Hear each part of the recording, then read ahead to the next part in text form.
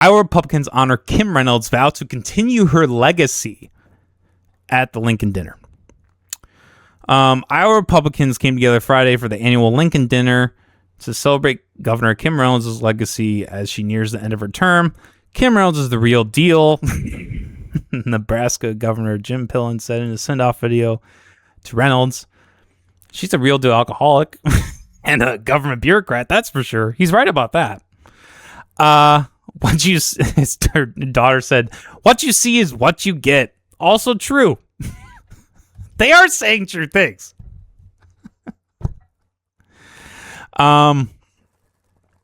Okay, so let's skip down a little bit. The Lincoln Dinner, one of the largest fundraising events for the Iowa Republican Party, highlighted Reynolds' accomplishment ahead of November's election. "We got one of the greatest governors leading that fight, candidates leading the fight.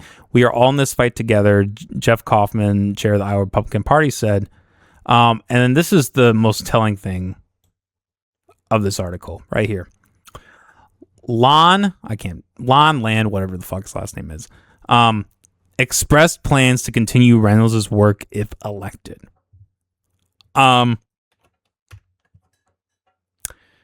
This is just stupid. This is just a stupid, retarded thing for Zach to say. This is just ridiculous. This is just moronic. This reminds me of when Kamala Harris back in 2014 was running for president and was asked, "What are you going to do differently from Joe Biden?" And her answer was simple: nothing. This is literally the card that Zach is playing right now. You know, there's a reason Kim Reynolds, back in, I think, 2025, when there was a polling for the Iowa governor, was the only governor to not only not have a a voting or popularity increase, what's the term? Approval rating, I should say. Approval rating. Not only did she not receive a positive approval rating, she was the only governor, or was not the only governor to receive that. She was also the only governor to go negative in that, which is not a good sign. Like, look, in the republic, like in the presidential race coming up it'll be 2028 when Trump is done with his second term. Any Republican candidate that goes in and says, "I'm going to do exactly everything that Trump does," is on a suicide mission. JD Vance even now seems to be, taking a step away from the MAGA stuff and saying like, "Hey, I don't necessarily we have to do this war, but I'm not really on, as hard as Trump is." At least that's my read on it. Who knows if that would change if he were to, pursue a term, presidential election. I'm sure he would take some different stand, because that's the common sense thing to do. Even if in secret you were I want to continue Kim Reynolds' legacy. I want to just keep doing the things that she's been doing. But I'm going to you would still tell people that you're going to do things different. You would at least have some difference. You would at least say, "Hey, I like a lot of things that Kim Reynolds is doing, but I want to change it X, Y, Z. I want to do these things differently, X, Y, Z." To just say flat out, "I'm going to continue Kim Reynolds' work," the work that so many Iowans, even people on the right, are fucking fed up with, that do not like. Yes, he is speaking to this blind magatard red population of Iowa that would literally just vote Republican no matter what. I'm sure they would like to hear that. Any sensible, reasonable person would say, fuck that. For all the, government programs that Kim Reynolds, has cut and has, done beneficial things for, most recently, I know she took out a lot of the restrictions for the cancer patients. That's a good thing. All the things that she's done that you can point to as positive, she's done tenfold more horrible things. She's had insanely strict restrictions on cannabis, probably one of the most strict in the entire country. She funds the police state to a ridiculous amount. She's avoided possible, accountability for her actions through like we talked about this, where the Des Moines Register was suing her and they convinced a judge to not let them see her records, which is insane for any court case, but it happened. The corruption was there. It happened.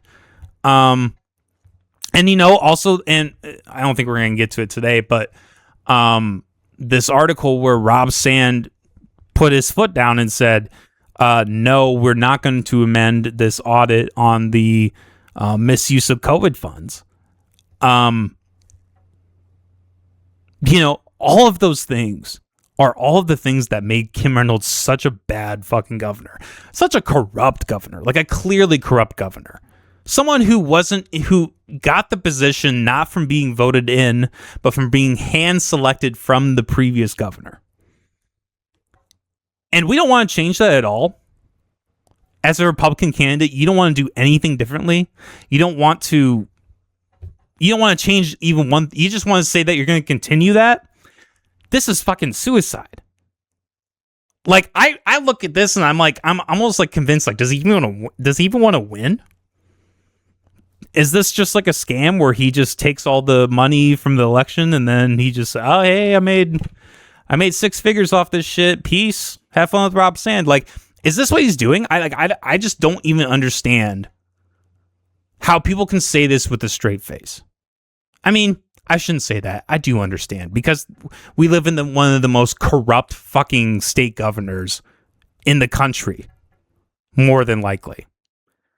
Especially on the red side. Like, I don't know. Maybe I'm just too tuned in. Like I always say, maybe I'm naive, but like, I look at the things, and we're going to hopefully, I know I keep saying this, we are at some point going to have Marco Batali on the podcast to talk about his experiences with Zach Lahn and coercion and like being blocked from the state of Iowa from being able to participate in that election, which is extremely corrupt. I don't think that's happened that might have happened in one other state. I think I heard of maybe one of the southern states. I think that happened in one other state. But Iowa literally made national headlines for doing this against the libertarian candidates. And this is ridiculous. This is just insane to me. It's insane to me that this level of corruption exists. And it's even more insane that these people are so tone deaf and so blind that they're not even willing to acknowledge that this isn't a good idea. That the voters are not going to buy this shit. Here's the thing about voters. They want change. They always want change. Voters will take bad change over no change every fucking time. And like, fuck. I don't know where Rob Sand's campaign is, but he should fucking run with this. This will ensure his win for the governor. This message that he's going to just continue the work, that he seems to have no signs of wanting to change anything about the current state that we live in under Kim Reynolds. In my opinion, authoritarian regime of Kim Reynolds. When you have no signals about that, like, you can fucking run with the wind, man. You can make any stupid ass promise or not even really change that much, and you would fucking win in a landslide. Maybe not a landslide. Like I said, this state is fucking magatarded.